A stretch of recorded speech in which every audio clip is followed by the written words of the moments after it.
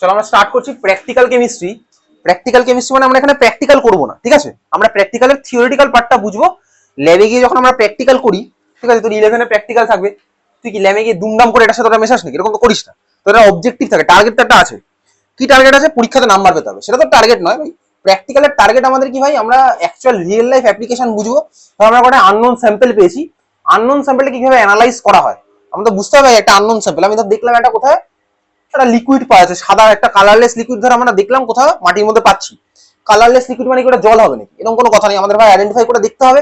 সেই প্র্যাকটিক্যালি আমরা ওটাকে আইডেন্টিফাই কিভাবে করে দেখি, আমরা টেস্ট করে দেখবো না কালারলেস লিকুইড, ঠিক আছে? ওটা তো একটা স্ট্রং অ্যাসিড, আমি টেস্ট করে দেখলাম মারা গেলাম, তাহলে আমার ভাই কেউ কিছু বুঝতে পারবো না।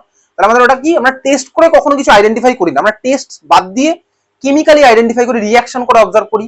আমি তোকে বলেছিলাম অ্যানালিটিক্যালের সময় কথাটা, ঠিক আছে? তাহলে আমাদের ভাই এখন শুরু হচ্ছে প্র্যাকটিক্যাল কেমিস্ট্রি। আমরা প্র্যাকটিক্যাল করবো না, বইয়ের মধ্যে আমরা কি জিনিসপত্র মার্ক করবো। কি মার্ক করবো? দেখ, প্র্যাকটিক্যালের মধ্যে তোর ভরিয়ে ভরিয়ে কিছু রিয়াকশন লেখা আছে, এখান থেকে কিছু জিনিসপত্রকে জিজ্ঞেস করবে।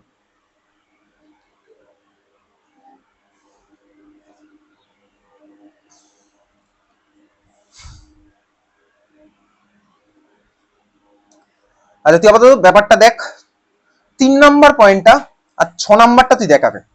3 নাম্বার আর 6 নাম্বার ভালো করে দেখছিস।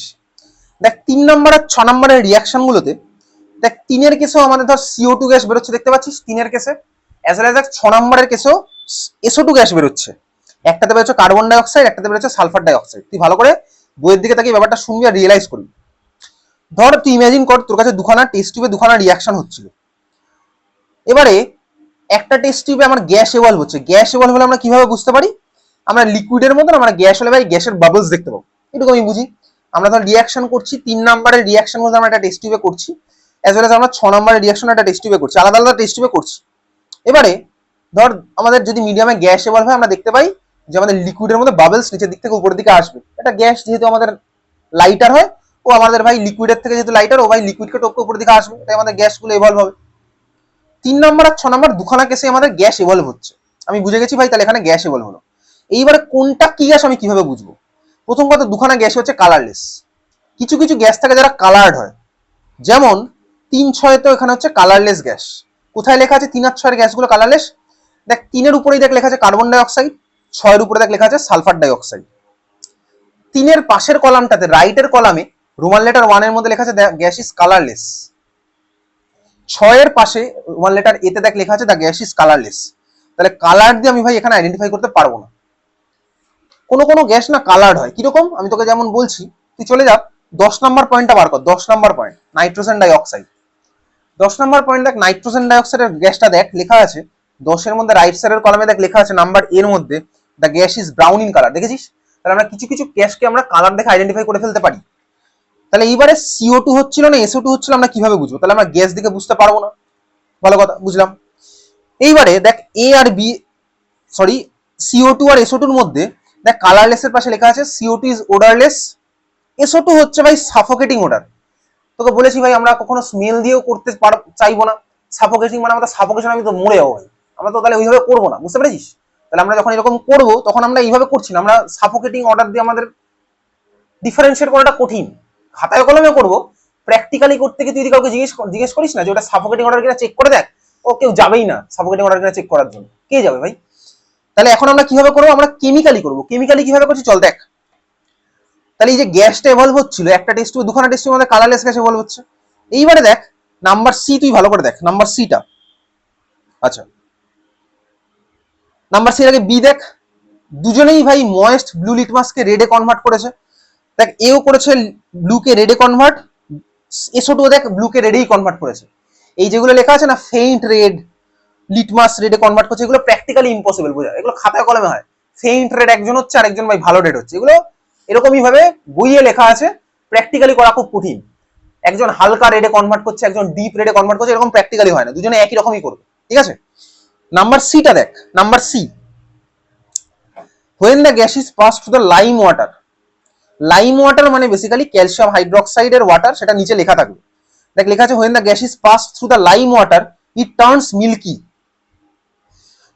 নাম্বার 6 এ চলে যা, সালফার ডাইঅক্সাইডের কেসটাতে দেখ ওখানে লেখা আছে, ওর মধ্যে কোনটা লেখা আছে, ওর মধ্যেও দেখ লেখা আছে লাইম ওয়াটারটা লেখা আছে, দেখ সি দেখতে পাচ্ছি ওর মধ্যে। 6 এর নাম্বার সিটা দেখ লেখা আছে the gas turns lime water milky. ভাই দুজনেই তাই করলো, দুজনেই দেখ লাইম ওয়াটারকে মিল্কি করেছে, দেখতে পাচ্ছিস। আমরা 3 নাম্বার CO2 সি দেখছি, SO2 সি দেখছি, দুজনেই দেখলাম কি লাইম ওয়াটারকে আমার মিল্কিতে কনভার্ট করেছে। ঠিক আছে, যাকে ব্যাপারটা বোঝ, আমরা কি পড়ছি সেটা আমরা এখন বুঝছি, মার্কিং আমরা পরে আসবো। এত বোঝা গেছে? তাহলে আমরা দুটো আমরা টেস্ট টিউবে দেখছিলাম যে গ্যাস এভলভ হচ্ছে, আমরা দুখানা টেস্ট টিউবের মধ্যেই লাইম ওয়াটার পাঠিয়ে দিয়েছি। লাইম ওয়াটার মানে কি? Calcium hydroxide water. ঠিক আছে, আমরা দেখলাম যে ভাই দুখানা কেসেই না, যে ওয়াটারটা আমরা অ্যাড করলাম সেই ওয়াটারটা মিল্কি হয়ে গেল, দুখানা কেসেই তাই হলো। তাহলে দেখো আমরা এখনো অব্দি দুখানা গ্যাসকে আইডেন্টিফাই করতে পারিনি, কারণ দুজনে এখন অব্দি সেম সেম জিনিসপত্রই দেখিয়েছে। এইবারে CO2 নাম্বার ডিটা দেখ, CO2 নাম্বার ডিটা দেখ, লেখা আছে this gas has no effect on acidified K2Cr2O7 or KMnO4। Acidified K2Cr2O7 বা KMnO4 এর মধ্যে CO2 এর কোনো রোল নেই, ও কিছু করতে পারে না, অ্যাসিডিফাইড K2Cr2O7 বা KMnO4। SO2 নাম্বার ডিটা দেখ, ইট ডিকালারাইজেস পিঙ্ক পটাশিয়াম পারম্যাঙ্গানেট সলিউশন। ঠিক আছে, পটাশিয়াম পারম্যাঙ্গানেটের ফর্মুলা হচ্ছে KMnO4, পরে লিখবো, আগে শোন। দেখ এসোটা কিন্তু আমার ভাই এবার আলাদা করতে পেরেছে। আমার দুখানা সলিউশনের মধ্যেই আমি ভাই লাইম ওয়াটার পাঠিয়ে দেখেছিলাম, দুজনে আমার মিল্কি করেছিল, খুব ভালো কথা, আমরা আইডেন্টিফাই করতে পারিনি কোনটাকে। তারপরে আমরা দেখলাম এসোটো কিন্তু আমার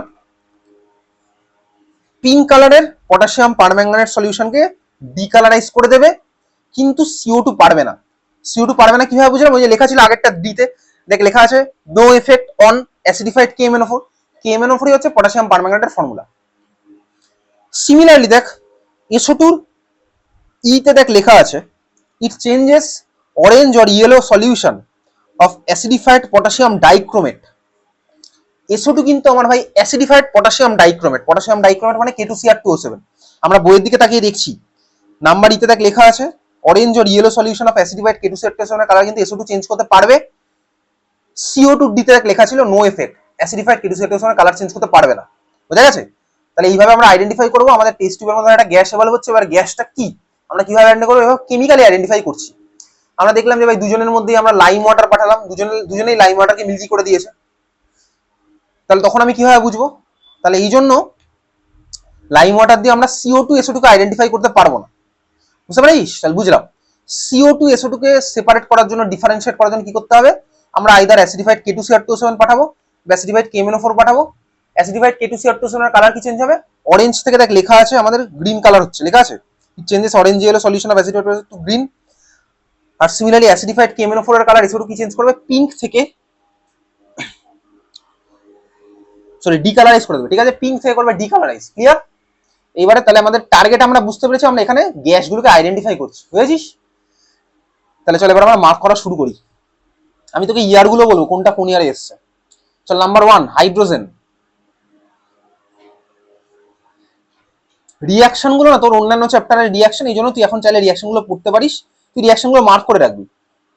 তোকে পরীক্ষাতে এই চ্যাপ্টার থেকে কোশ্চেন কিরকম আসে আমি তোকে বলছি, কোশ্চেন কিরকম আসছে আমরা সেখানে। তার আগে তোকে আগে রিয়াকশন গুলো মার্ক করে। চল 1 নাম্বার হাইড্রোজেন। কোন একটা রিয়াকশন, তুই এবার বাকিটা রিডিং তুই দিতে পারিস, কোন একটা মিডিয়ামে হাইড্রোজেন গ্যাস ফর্ম হচ্ছে কিনা আমরা কিভাবে বুঝবো?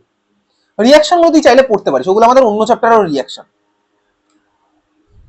ঠিক আছে, যেমন ধর তোকে বলি যে ফার্স্ট রিয়াকশনটা দেখ, ম্যাগনেসিয়াম প্লাস H2SO4, তো এটা তোর H2SO4 চ্যাপ্টারের রিয়াকশন। তুই বার করে H2SO4 তোকে দেখিয়ে দিচ্ছি, H2SO4 বার কর, সালফিউরিক অ্যাসিড চ্যাপ্টার বার কর, দেখ এই সেম রিয়াকশন তুই ওখানেও পাবি। H2SO4 চ্যাপ্টার বার করে তুই চলে যা 11.4.2, H2SO4 চ্যাপ্টারটা বার করে চলে যায় 11.4.2। 11.4.2 এর মধ্যে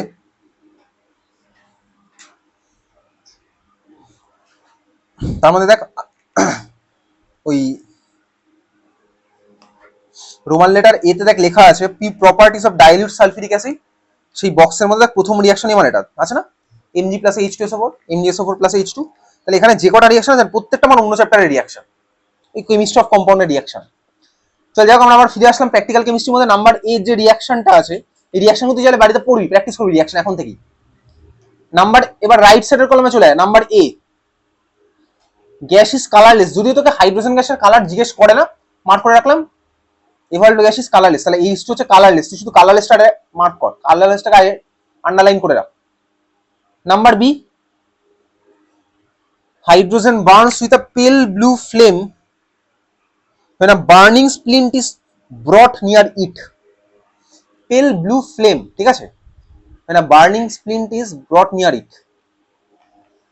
আচ্ছা, একটু এই চ্যাপ্টারের মধ্যে দু তিনটে পেজ পরে চলে যেত, দেখ কালার দিয়ে অনেক কিছু দেওয়া আছে। এই চ্যাপ্টারের মধ্যে 3-4টে পেজ উল্টাতে থাক, দেখ দেখতে পাবি অনেক কিছু ছবি টবি আঁকা আছে, দেখ কালারফুল ছবি আঁকা আছে। আচ্ছা দেখ তো 3-4টে পেজ উল্টে আছে না,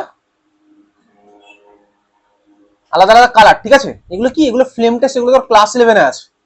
তোর একটা আননোন সল্ট তোকে দিয়েছে, সল্টটাকে আমরা ফ্লেম টেস্ট করে আইডেন্টিফাই করতে পারি। তোর কোনো একটা সল্টের মধ্যে সোডিয়াম আয়ন থাকে, সোডিয়াম আয়ন ফ্লেম টেস্ট কিভাবে করবো, সে ফ্লেম টেস্টের ব্যাপার আলাদা। প্ল্যাটিনাম ওয়্যার আমাদের লাগবে, কেন প্ল্যাটিনাম ওয়্যার লাগলো, আমরা এইচসিএল এর মধ্যে ডিজলভ করবো, করে আমরা ফ্লেম, নর্মাল তো স্কুলের ল্যাবে ফ্লেম আছে, বুনসেন বার্নার আছে, বুনসেন বার্নারের মধ্যে ধরলে যদি আমার সল্টের মধ্যে সোডিয়াম আয়ন থাকে না, আমরা এরকম কালার দেখতে পারবো, golden yellow flame. Potassium salt থাকলে আমরা এই কালার দেখতে পারবো, ক্যালসিয়াম সল্ট থাকলে ব্রিক রেড দেখতে পাবো, কপার সল্ট থাকলে আমরা এই কালার দেখতে পাবো, ঠিক আছে। এইসব টেস্ট তোকে ক্লাস 10-এ তোকে বোর্ডে জিজ্ঞেস করবে না, ক্লাস 11-এ আমরা প্র্যাকটিক্যালি করবো। দালালের মধ্যে এই ছবিটাতে আরো অনেকগুলো ফ্লেমের কালার দেওয়া আছে, এটাই হচ্ছে ডিফারেন্স, আরো কোনো কালার দেওয়া নেই, মানে আরো অনেকগুলো কালার দেওয়া আছে দালালের বইতে, কিন্তু আমাদের এই ফ্লেম টেস্ট আমাদের বোর্ড এক্সামে জিজ্ঞেস করবে না। ওকে, যাই হোক, চল সিমিলার তাহলে বুঝলাম। দেখ আমরা হাইড্রোজেনের নাম্বার বিটা বুঝতে পেরেছি, একটা বার্নিং স্প্লিন্টের কাজে আনলে আমরা পেল ব্লু ফ্লেম দেখতে পাবো। Number C, hydrogen air burns with a pop sound when a burning paper is brought near it. এটা তুই ক্লাস 9-এও ছিল না, তোর এটা ক্লাস 9-এ তুমি লেখা ছিল। কোথায় লেখা ছিল? ওই হাইড্রোজেন চ্যাপ্টারের মধ্যে লেখা ছিল, হাইড্রোজেন বলে একটা চ্যাপ্টার ছিল ক্লাস 9-এ, ওখানে লেখা ছিল। তো এইখান থেকে এবিসি যে তিনটে আছে তার মধ্যে একমাত্র সিটা দিয়ে তোকে বোর্ডে জিজ্ঞেস করতে পারে কোশ্চেন। কিরকম কোশ্চেন করবো আমি তোকে কিছুক্ষণ পরে বলছি। তাহলে আমরা এখানে মার্ক করলাম পেল blue flame, pop sound mark করেছি। চল নাম্বার 2, অক্সিজেন। কোন একটা মিডিয়ামে অক্সিজেন গ্যাস এভলভ হচ্ছে আমরা বুঝবো কিভাবে? রাইট সাইডের কলামে চলে আসলাম, কালারলেস ওডারলেস মার্ক করলাম। নাম্বার বি মার্ক করলাম, আমি তোকে বলবো কোনটা বোর্ডে আসে, আমি তোকে বলে দেবো। নাম্বার বি মার্ক করলাম। Number C, colourless alkaline solution of pyrogallol কে অ্যাবজর্ব করবে and turns it dark brown. একটাও তোর বোর্ডে আসে না, একটাও বোর্ডে আসে না। কেন একটাও আসে না? কারণ আমাদের সিলেবাসে যে কটা রিঅ্যাকশন আছে, একটা রিঅ্যাকশন O2 গ্যাস ফর্মই হয় না, ঠিক আছে। একটা রিঅ্যাকশন আমাদের O2 গ্যাস ফর্ম হয় না, হলেও O2-র সাথে সাথে অন্য এমন একটাকেও ফর্ম হয় যার ফলে O2টাকে সাপ্রেস করে দেয়। কিরকম? দেখ নাম্বার 2-তে দেখ আমাদের একটা সাইড প্রোডাক্ট হচ্ছে NO2, রিঅ্যাকশনগুলোর দিকে তাকা। নাম্বার 2-তে দেখ আমাদের একটা সাইড প্রোডাক্ট হচ্ছে NO2, নাইট্রোজেন ডাইঅক্সাইড। দেখ কিছুক্ষণ আগে তো বলেছিলাম NO2-র গ্যাস ব্রাউন হয়। NO2-র ব্রাউন গ্যাসের জন্য ভাই O2 গ্যাস ফর্ম হলো কি হলো না সেটা আমরা আর বুঝতে পারি না, তাহলে একজন আরেকজনকে সাপ্রেস করে দেয়। এই জন্য আমাদের O2 থেকে কিছু কোশ্চেন জিজ্ঞেস করে না। স্কুলে তোকে জিজ্ঞেস করতে পারে, ওই পাইরো গ্যালল টালল দিয়ে জিজ্ঞেস করতে পারে, ঠিক আছে, স্কুলে এগুলো জিজ্ঞেস করবে। 3 নাম্বার চলে আসি, 3 নাম্বার CO2। CO2 মারাত্মক ইম্পর্টেন্ট। আচ্ছা, হাইড্রোজেনের কোশ্চেনটা না তোকে দিয়েছিল হচ্ছে লিখতো 2023, হাইড্রোজেনের কোশ্চেনটা তোকে দিয়েছিল 2023-তে, ওই পপ সাউন্ডটা 2023 মার্ক করে রাখতে পারিস ওর পাশে। 3 নাম্বার CO2। CO2-র মধ্যে রিঅ্যাকশনগুলো তুই পড়বি কিন্তু, কারণ এগুলো আমাদের সব সিলেবাসে আছে এই রিঅ্যাকশনগুলো। রাইট সাইডের কলামে চলে যা, গিয়ে 1 নাম্বার, নাম্বার এ, কালারলেস CO2 হচ্ছে আমাদের colourless. Number B, number B না মার্ক করলে চলবে, অসুবিধা কিছু নেই। নাম্বার বি তুই না মার্ক করলে চলবে। নাম্বার সি, সিটা মার্ক কর ভালো করে। ইকুয়েশন তোকে পড়তে হবে না, ইকুয়েশন তোকে পড়তে হবে না, ঠিক আছে। ইকুয়েশন তোকে স্কুলে জিজ্ঞেস করতে পারে, ইকুয়েশন তোকে স্কুলে জিজ্ঞেস করতে পারে। Calcium hydroxide plus CO2, calcium carbonate plus H2।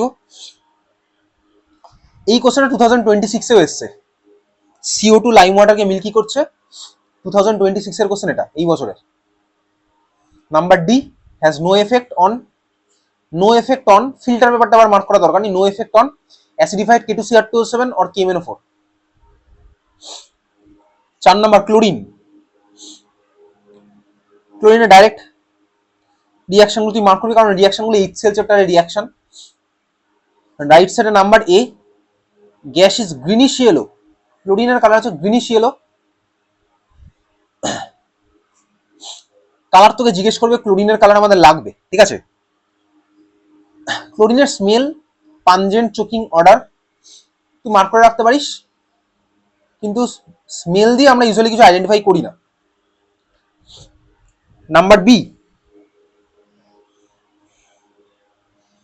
Number B তুই লিখবি হচ্ছে, নাম্বার বি না মার্ক করলেও চলবে, চলে যায়। নাম্বার সি, নাম্বার সিটা মারাত্মক ইম্পর্টেন্ট, নাম্বার সি মারাত্মক ইম্পর্টেন্ট, এটা তোর বোর্ডে বহুবার এসছে।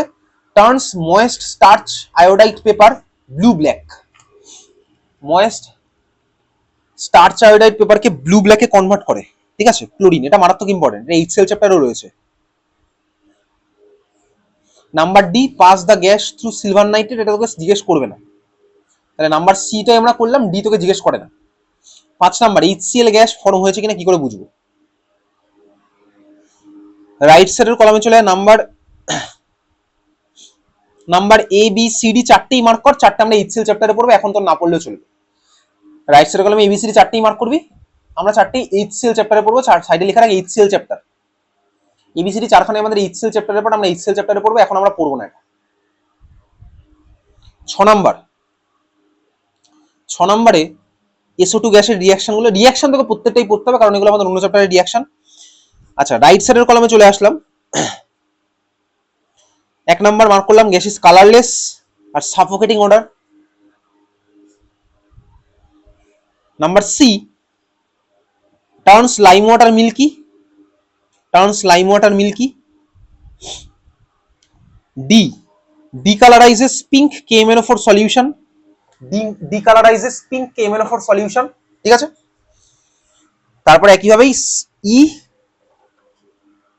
অ্যাসিডিফাইড K2Cr2O7, K2Cr2O7 মানে হচ্ছে পটাশিয়াম ডাইক্রোমেট, অ্যাসিডিফাইড K2Cr2O7 এর কালারকে চেঞ্জ করবে, ঠিক আছে, গ্রিনে, মারাত্মক ইম্পর্টেন্ট।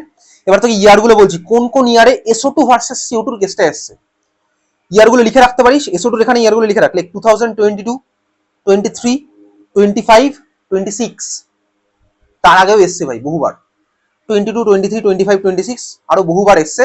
এই SO2 আর CO2 কে আমরা কিভাবে ডিফারেন্সিয়েট করছি, 22, 23, 25, 26। ওকে, চল পরেরটা আসছি, 7 নাম্বার। 7 নাম্বার আমাদের কি আছে, H2S গ্যাস, H2S গ্যাসের জন্য রিয়াকশন তো তুই পড়ছিস, রিয়াকশন তোকে আর বারবার বলছি না ভাই, প্রত্যেকটা রিয়াকশন তুই পড়বি এখানে। রাইট সাইডের কলামে চলে যায় নাম্বার এ, কালারলেস গ্যাস, মারাত্মক ইম্পর্টেন্ট। H2S গ্যাস কালারলেস, কেন ইম্পর্টেন্ট, তার কারণ পরেরটা ইম্পর্টেন্ট বলে, এটার ভাই পচা ডিমের গন্ধ আছে, রোটেন এক্স স্মেলের আছে, ঠিক আছে, এটা মারাত্মক ইম্পর্টেন্ট। H2S গ্যাসের আছে rotten egg smell, rotten egg smell, আর হচ্ছে কালারলেস, বুঝতে পেরেছিস?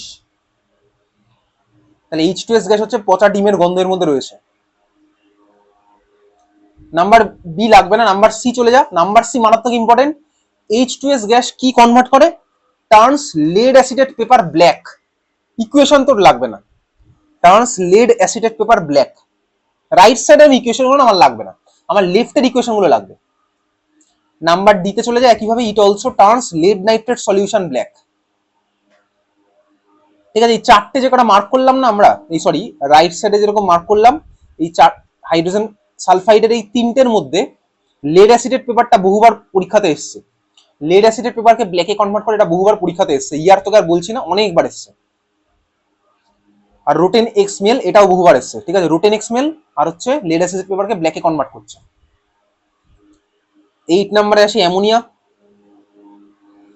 অ্যামোনিয়া চ্যাপ্টারেরও চারখানাই যে রাইট সাইডে লেখা আছে এবিসিডি, চারটি আমরা অ্যামোনিয়া চ্যাপ্টারেই পড়বো, এখানে আপাতত পড়ছি না, মার্ক করে রাখতে পারিস, চারখানাই মার্ক তোকে করতে হবে, আমরা পড়বো অ্যামোনিয়া চ্যাপ্টারে। তাহলে অ্যামোনিয়া চ্যাপ্টারের পাশে এখানে লিখে রাখ পাশে অ্যামোনিয়া চ্যাপ্টার, যেভাবে এইচসিএল এর পাশে লিখেছিলাম এইচসিএল, এখানে একইভাবে লিখবি অ্যামোনিয়া চ্যাপ্টার। অ্যামোনিয়া চ্যাপ্টারের এই চারটা রিঅ্যাকশন ওখানে পড়বো, চারটে এখানে মার্ক করে রাখলাম। 9 নম্বরে আসি ভাই water vapour,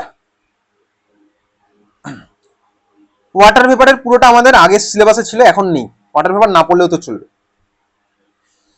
10 number nitrogen dioxide, formula আমাদের NO2, বুঝতেই পারছি রিঅ্যাকশন তোকে পড়তে হচ্ছে। আচ্ছা, রিঅ্যাকশনের মধ্যে নোট বলে দেখ একটা লাইন লেখা আছে, sodium nitrate and potassium nitrate do not produce nitrogen dioxide on heating, লেখা আছে না নোট বলে, 10 নম্বর লেখা আছে নোট বলে, এটা ভালো করে মার্ক করে। এটা সোডিয়াম নাইট্রেট আর পটাশিয়াম নাইট্রেট NO2 গ্যাসকে প্রডিউস করবে না হিট করলে, এটা ভালো করে মার্ক করে রাখ, এটা আমরা HNO3 চ্যাপ্টারে এগুলো আছে, নাইট্রিক অ্যাসিড চ্যাপ্টারে এটা আমাদের রয়েছে, তোকে দেখিয়ে দিচ্ছি। নাইট্রিক অ্যাসিড বার করতো, নাইট্রিক অ্যাসিড বার কর,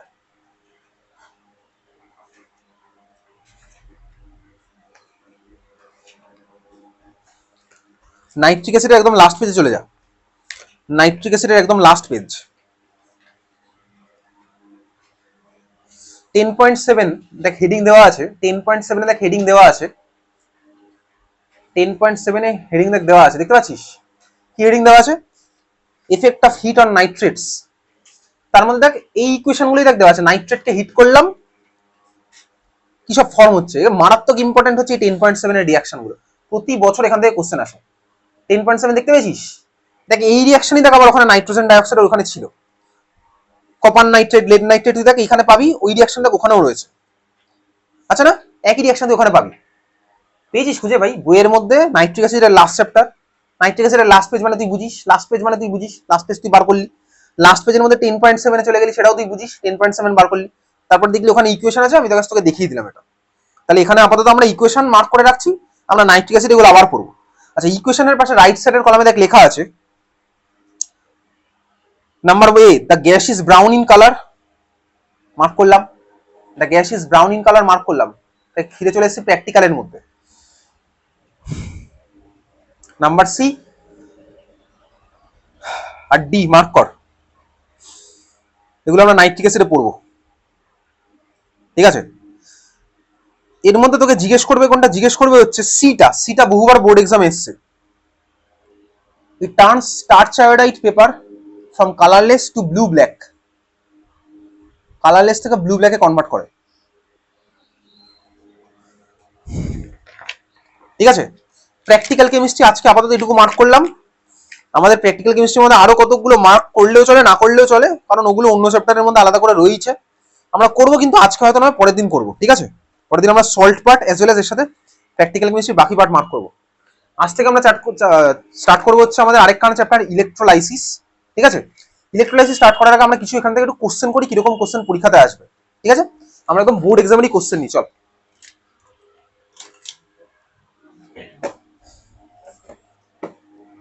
আমরা বোর্ডেরই কোশ্চেন নিচ্ছি।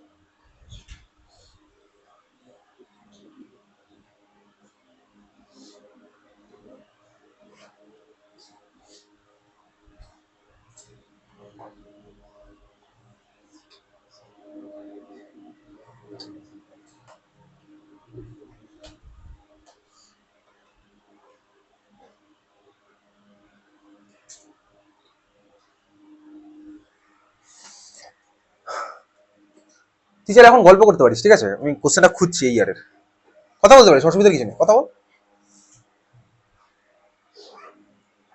কথা বলতে বললে লোকে আবার কথা বলে না, ঠিক আছে।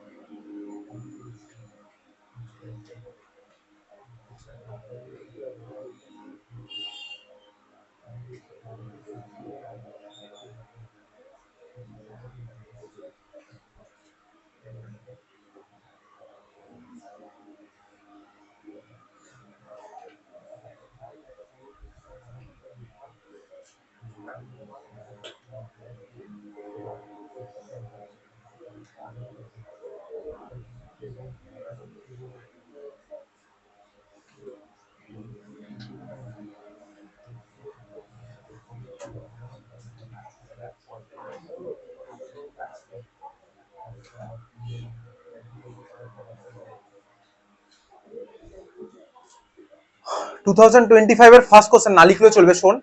2025 এর একদম ফার্স্ট কোশ্চেনই ছিল হচ্ছে এমসিকিউ কোশ্চেনের মধ্যে, which gas decolourises potassium permanganate solution, ঠিক আছে।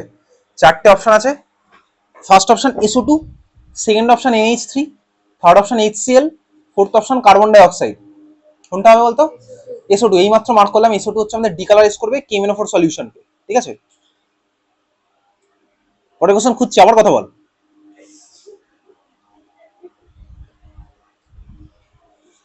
গ্রুপে একটা কোশ্চেন করেছিলাম রিসেন্টলি, ঠিক আছে? এবার থেকে চেষ্টা করবো রেগুলারলি গ্রুপে পোল করার, পার ডে একটা করে কোশ্চেন করার চেষ্টা করবো গ্রুপে, ঠিক আছে? তো গ্রুপের পোলটাতে আমি জিজ্ঞেস করেছিলাম যে ওটার এম্পিরিক্যাল ফর্মুলা কি হবে, ঠিক আছে? যেটা সবাই ম্যাক্সিমামই ঠিক অ্যান্সার দিয়েছিল, সবাই ঠিক অ্যান্সার দিয়েছে, সবাই তো আবার ভাই গ্রুপে ভোট দেয় না।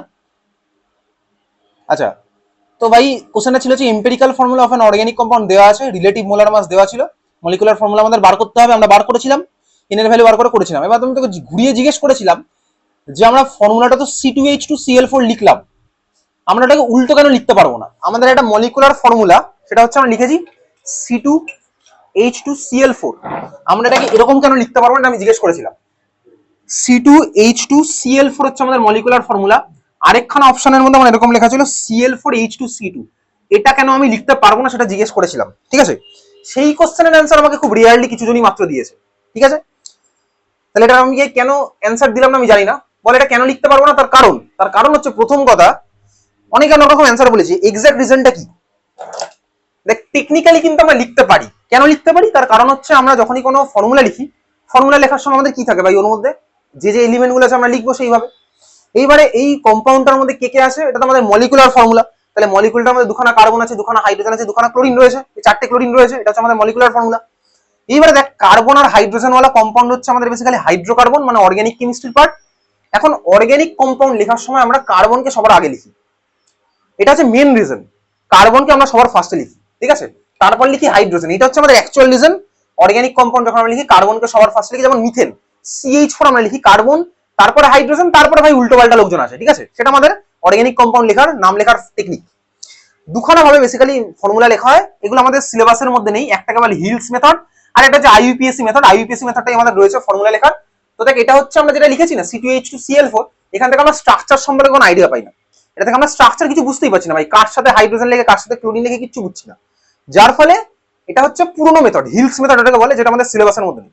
আমাদের রয়েছে বেসিক্যালি IUPAC নমেনক্লেচার। তো IUPAC নমেনক্লেচার থেকে আমরা ভাই এমন ভাবে ফর্মুলা লিখি না, সেখান থেকে আমরা স্ট্রাকচারও বুঝতে পারি, বুঝতে পারছিস? যেমন ধর, এই একটা মলিকুল ধর তোর কাছে রয়েছে C2H5OH, এটা হচ্ছে IUPAC লেখার টেকনিক। দেখ, এটাকে পুরোনো দিনের ফর্মুলাতে এরকম বলতো C2H6O। দেখ, দুখানা রিপ্রেজেন্টেশন কিন্তু আবার সেম নয়, ঠিক আছে? দুখানা রিপ্রেজেন্টেশন সেম নয়, কেন? তার কারণ এইটা থেকে আমরা বুঝে যাই যেখানে হাইড্রোজেন অক্সিজেনের সাথে লেগে আছে, এটা থেকে কিন্তু আমরা সেটা বুঝি না, বুঝতে পারছিস? যাই হোক, চল, তো আমরা বুঝলাম এটা হচ্ছে অর্গানিক হাইড্রোকার্বন। অর্গানিক হাইড্রোকার্বন মানে আমাদের সবার ফার্স্টে কার্বন লিখতে হবে, তারপরে হাইড্রোজেন, তারপরে ভাই উল্টো পাল্টা লোকজন যে পারবে ঢুকবে। তাহলে টেকনিক্যালি এটাও আমার ঠিক আছে, এটাও ঠিক আছে, কিন্তু এইটা আমার অ্যান্সার হলো কেন? তার কারণ বুঝে গেছি অর্গানিক বলে। সেকেন্ড আরেকটা অ্যান্সার, যদিও সেকেন্ড অ্যান্সারটা আমার কিরকম, দেখ, সেকেন্ড অ্যান্সারটা হচ্ছে আমার কোশ্চেনে যখন ফর্মুলাটা দিয়েছিল তখন আগে কার্বন, তারপরে হাইড্রোজেন, তারপরে Cl দেওয়া আছে, এই কারণে আমি কার্বন আগে, তারপরে হাইড্রোজেন, তারপরে Cl ওইভাবেই ফলো করবো। কোশ্চেনে যেভাবে দেওয়া আছে আমি সেভাবে ফলো করলাম, এটাও আমার একটা অ্যান্সার হতে পারে, কিন্তু অ্যাকচুয়াল অ্যান্সার হচ্ছে আমার অর্গানিক হাইড্রোকার্বন, যেটা বোঝা গেল? চল, বুঝতে পেরেছিস তুই?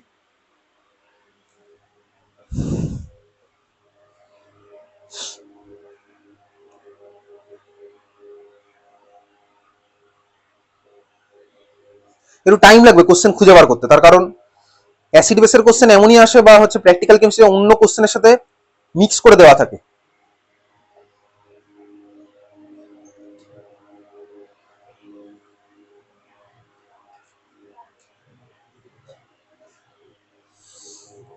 আচ্ছা, আমরা অ্যাসিড বেস প্র্যাকটিক্যাল মিলিয়ে করছি, তো এই কোশ্চেনটা করা যেতে পারে। 2025 এর কোশ্চেন লেখ খাতার মধ্যে, 2025 বলে লেখ, 2025 বলে লেখ। State the term, state the term, state the term, state the term. লেখ, a salt formed by the, a salt formed by the, a salt formed by the partial replacement, a salt formed by the partial replacement of the hydroxyl group, সব ওয়ার্ডে লেখা আছে। A salt formed by the partial replacement of the hydroxyl group